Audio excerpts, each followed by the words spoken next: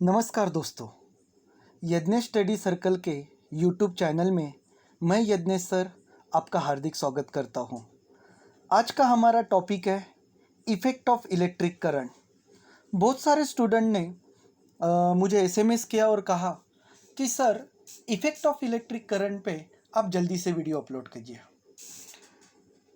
Effect of electric current ये 10वीं कक्षा में चौथे नंबर का लेसन है और इससे रिलेटेड मैं वीडियो आपको छोटे छोटे पार्ट्स में मैं इसमें अपलोड करते जाऊंगा ताकि आपको समझने में आसानी हो। इस लेसन में बच्चों को थोड़ा डिफ़िकल्ट लगता है जब आप बुक पढ़ते हो तो, क्योंकि इसके लैंग्वेजेस थोड़ी सी हार्ड है। लेकिन मैं प्रयास करूंगा कि आपको आसानी से सभी टॉपिक समझ में आए, इस तरीके से मैं आपको पढ़ाऊँ, आपकी कोई भी प्रॉब्लम इससे रिलेटेड ना रहे।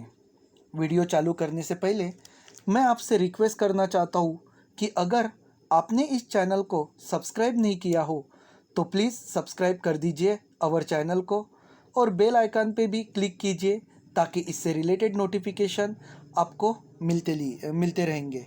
तो चलिए दोस्तों, हम अपना 10वीं कक्षा का 4th लेसन स्टार्ट करते हैं जिसका नाम है इफ़ेक्ट ऑफ इलेक्ट्रिक करंट।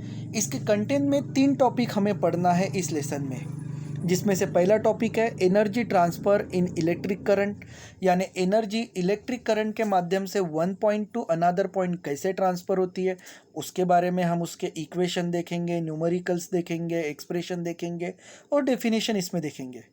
उसी के साथ ही heating effect of electric current भी देखेंगे, यानी किस तरीके से बैटरी से इलेक्ट्रिक कंडक्टर वायर से पास आउट होकर बल्ब जलता है और किस तरीके से हीटिंग इफ़ेक्ट से इलेक्ट्रिसिटी जनरेट होती है। ये भी टॉपिक हम इसमें देखेंगे। साथ में थर्ड टॉपिक हम देखेंगे magnetic effect of electric current. Magnet और इलेक्ट्रिक का संबंध आने पे किस तरीके से इलेक्ट्रिसिटी जनरेट होती है उसके बारे में हम इसमें पढ़ेंगे।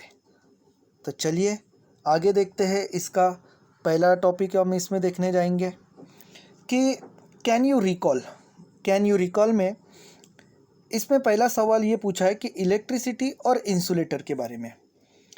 इसका आंसर मैं देना चाहूँगा कि first we should know about the good conductor and insulator. इसको समझना है तो सबसे पहले आपको गुड कंडक्टर क्या होता है और इंसुलेटर क्या होता है। कंडक्टर को गुड कंडक्टर ऑफ इलेक्ट्रिसिटी भी कहा जाता है। Conductor is defined as the material which carry the electricity easily. एक ऐसा पदार्थ या आप ऐसा एक मटेरियल कह सकते हो जिससे कि करंट पास आउट करता है। जिस तरीके से पानी को ट्रांसफ़र करने के लिए हम बॉटल का इस्तेमाल करते हैं, बर्तन का इस्तेमाल करते हैं, कॉफ़ी या टी को हम कैरी करने के लिए कप का इस्तेमाल करते हैं, ग्लास का इस्तेमाल करते हैं, उसी तरीके से करंट को कैरी करने के लिए जिस पदार्थ का इस्तेमाल होता है उसे हम कंडक्टर कहते हैं। और उस कंडक्टर करता क्या है?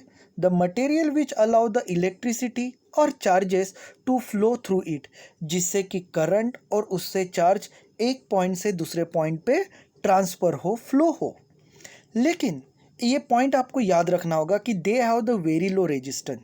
जिसका रेजिस्टेंस बहुत लो होता है उसी से करंट ट्रांसफ़र होगा, जिसका रेजिस्टेंस हाई होगा उससे करंट ट्रांसफ़र नहीं होगा। एग्जाम्पल में देखिए, जिसमें आता है हमारा कॉपर, आयरन, एल्यूमिनियम, सिल्वर और सी वाटर। ये इसके एग्जाम्पल है जिसे गुड कंडक्टर ऑफ इलेक्ट्रिसिटी के लिए इस्तेमाल होता है। दूसरा हम टॉपिक देखेंगे insulator. This is completely opposite to the definition of conductor, means which say that they do not carry the electricity और they have the high resistance. ये बिल्कुल कंडक्टर का अपोजिट है। इसमें से करंट पास आउट नहीं हो सकता है। इसमें से ना कोई चार्ज फ्लो होगा, ना कोई इलेक्ट्रिसिटी फ्लो होगी। और क्यों नहीं होंगी? क्योंकि दे हैव द हाई रेजिस्टेंस। इसका रेजिस्टेंस हाई होता है, इस वजह से ये करंट को ट्रांसफ़र नहीं करता है। ट्रैफिक हवलदार जिस तरीके से पूरी ट्रैफिक को रोकने की क्षमता रखता है, उसी तरीके से इंसुलेटर जो है वो करंट को स्टॉप कर देता है। और ऐसे कौन कौन से पदार्थ हैं जो कि करंट को स्टॉप करते हैं, जिसे हम इंसुलेटर कहते हैं? तो एग्जाम्पल जिसमें आता है वुड, लकड़ी, ग्लास, कांच, पेपर, फैब्रिक्स बोले तो हमारे कपड़े, रबर, ऑयल, ये इसके एग्जाम्पल्स हैं। आई होप आपको कंडक्टर और इंसुलेटर के बारे में पूरी जानकारी मिल गई होगी। नेक्स्ट आगे हम जब बढ़ेंगे बुक में, तो इसमें दूसरा सवाल पूछा गया है कि iron is a conductor of electricity, but when we pick up a piece of iron resting on the ground they don't we get the electric shock. जब हम आयरन यानी इलेक्ट्रिसिटी हमारे घर की जो प्रेस करते हैं कपड़े के लिए, अगर उस आयरन को अगर हम हाथ लगाते हैं, वो भी इलेक्ट्रिसिटी से उसका प्लग कनेक्ट होता है, तो भी हमें कैरी करने के बाद हमें करंट क्यों नहीं लगता है? इसका आंसर है yes, we don't get the electric shock because there is a absence of the electricity. Electricity means flow of charge. हाँ, बिल्कुल नहीं होगा, क्योंकि शॉक उसी चीज़ों पे लगेगा जिससे करंट फ्लो होता है। माना कि आयरन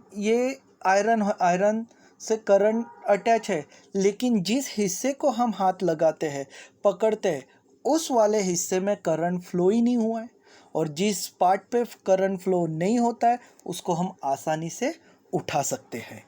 अब मान के चल तो मैं लोहे की चेयर पे बैठा हूँ, लेकिन लोहे की चेयर पे बैठने से इसका मतलब ये नहीं कि मुझे शॉक लगेगा। जब तक उस हिस्से में करंट फ्लो नहीं होगा, चार्ज फ्लो नहीं होगा, तो मुझे शॉक नहीं लग सकता है। उसी तरीके से आयरन वाले जिस हिस्से को हम पकड़ते हैं, वहाँ पे इलेक्ट्रिक करंट या चार्ज का फ्लो नहीं होता है, इस वजह से हमें शॉक नहीं लगता है। दूसरा, there is a no potential difference between the person and ground, so that is why person doesn't get the any shock. I hope आपको दूसरा क्वेश्चन का भी आंसर समझ में आ गया होगा। आगे इसमें दिया गया है, there are the two types of charges, positive and negative charge. आप लोगों को पता है कि करंट जब फ्लो होता है तो वो पॉजिटिव पॉइंट से स्टार्ट होके नेगेटिव पॉइंट पे एंड होता है, जिसे एक सर्किट कंप्लीट हुआ ऐसा कहा जाता है। Some object we say the positive charge object and some are the negative charge object. जिस ऑब्जेक्ट से पॉजिटिव चार्ज फ्लो होता है उसे हम पॉजिटिव चार्ज ऑब्जेक्ट कहेंगे, और सम जिससे कि नेगेटिव चार्ज फ्लो होता है उसे हम नेगेटिव चार्ज ऑब्जेक्ट कहेंगे। We have learn in earlier standard about the static electricity. Static electricity के बारे में हम 9th स्टैंडर्ड में पढ़ चुके हैं। अब एक एग्जांपल आपको बताना चाहूँगा, जैसे कि यहाँ पे एक डायग्राम दिया हुआ है कि एक इंसान कंघी कर रहा है, उसको घिस रहा है, रगड़ रहा है, और वो रगड़ते हुए वही कंघी अगर कागज़ के टुकड़ों पे अगर हम लेके जाते हैं तो कागज़ के टुकड़े उस पर चिपकते हैं। ये इंस्टेंटली इलेक्ट्रिसिटी जनरेट होती है, इसलिए इसको स्टैटिक इलेक्ट्रिसिटी कहा जाता है, जो इंस्टेंटली एक पार्ट से ट्रांसफ़र होकर दूसरे पार्ट पे ट्रांसफ़र होती है। We perform the various experiment regarding the negative and the positively charge object, और हम बहुत सारे ये पॉजिटिवली चार्ज और नेगेटिव चार्ज पे इससे पहले भी हम बहुत सारे एक्सपेरिमेंट कर चुके हैं। The reason behind the object becoming positively and the negatively charged is the transfer of negatively charged particle from the one object to the another object. और याद रखिए, जब आप बैटरी का जो है, अगर मुझे पता लगाना है कि मेरा कंडक्टर कम अच्छा है या बैड कंडक्टर है, अगर ये मुझे पता लगाना है तो सिंपली मुझे एक वायर के होल्ड पे बैटरी अटैच करना पड़ेगा। अगर वो सर्किट घूमते घूमते अगर लाइट जलती है, बल्ब जलता है, तो वो मेरा कंडक्टर गुड है। अगर मैं करंट फ्लो कर रहा हूँ, दोनों वायर, एक वायर को पॉजिटिव चार्ज पे अटैच किया, दूसरा मैंने नेगेटिव पॉइंट पे अटैच किया, और करंट फ्लो नहीं हो रहा है, तो वो इंसुलेटर कहलाएगा। ठीक है। In a previous standard, we also study about the electric current. In this chapter, we will study about the electric current flowing through the conducting wire. इससे पहले लेसन में हम पहले 9th में हम इलेक्ट्रिक करंट के बारे में पढ़ चुके हैं। इसमें वायर के माध्यम से करंट किस तरीके से फ्लो होता है, कैसे फ्लो होता है, उसका इक्वेशन क्या है, एक्सप्रेशन क्या है, ये सारी चीज़ें हम इसमें पढ़ेंगे। ये सारे बहुत ही इम्पोर्टेंट पॉइंट है। इससे रिलेटेड 10वीं कक्षा में बहुत सारे सवाल पूछे जाते हैं। आगे electric current flowing through the resistor पे सवाल पूछते हैं, electromagnetic induction, electric motor, and generator, ये तो बोर्ड के बहुत पसंदीदा सवाल है जो कि हर साल बोर्ड के 10th एग्ज़ाम में पूछे ही जाते हैं। तो आगे इसको हम और डिटेल में पढ़ेंगे। आगे हम किताब पढ़ते जाते हैं तो यहाँ पे 3 डायग्राम, ये जो पिक्चर आपको दिखाई दे रही है अपने बुक के ही है। इसमें ABC 3 इमेजेस दी गई है। पहली इमेजेस में किस तरीके से यानी पहले इमेज में टीवी चल रही है, लाइट जला हुआ है, गीज़र चल रहा है, ये सारी चीज़ें हमें डायग्राम में दिख रही है। दूसरे बी वाले डायग्राम में सीलिंग फैन रोटेट हो रहा है। सी वाले डायग्राम में हमको इलेक्ट्रिक डोरबेल के बारे में दिया गया है और ये इमेज को देखते हुए हमें सवाल पूछा गया है कि what do you observe in the following picture. ये पिक्चर को देख के आपको क्या लगता है, क्या ऑब्जर्व होता है? तो उसका आंसर है अब वो picture show the use and the effect of electric current. ये सारे जो चीज़ें चल रहे हैं वो इलेक्ट्रिक करंट पे चल रहे हैं, उसके इफेक्ट के वजह से चल रही है। दूसरा सवाल इसमें पूछा हुआ है which effect of electric current do you find. तो हमें ABC में बताना है कि उसमें कौन सा इलेक्ट्रिक इफेक्ट है।